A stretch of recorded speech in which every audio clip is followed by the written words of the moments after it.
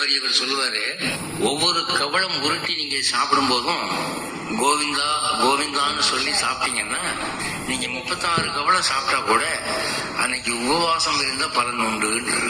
அதை படிச்ச உடனே நம்ம ஜனங்களுக்கு காஞ்சி பெரியவர் மேல் ரொம்ப பிரியம் உண்டாகி போச்சு. அடேங்கப்பா, 36 கவளம் சாப்பிட்டாலும் கூட உபவாச பலன் உண்டா அப்படின்னா, அப்ப ஏன் சாமி இப்படிலாம் சொல்றீங்க அப்படின்னா, செஞ்சு பாருங்கப்பா அப்படின்னு நடைமுறைக்கு கொண்டு வரும்போது தான் தெரியுது.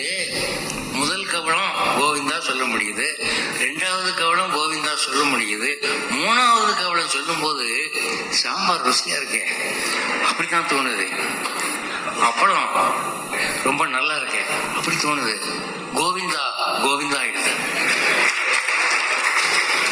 அப்ப 36 கவளம் எங்க கோவிந்தா சொல்றது?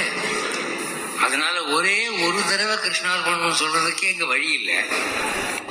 நீங்க 36 கவளமும் கோவிந்தா கோவிந்தா எங்க சொல்ல முடியாது. சொல்லி பாருங்க, நாளைக்கு காலையில் இட்லி இருக்கும்போது கோவிந்தா கோவிந்தான்னு சொல்லி பாருங்க.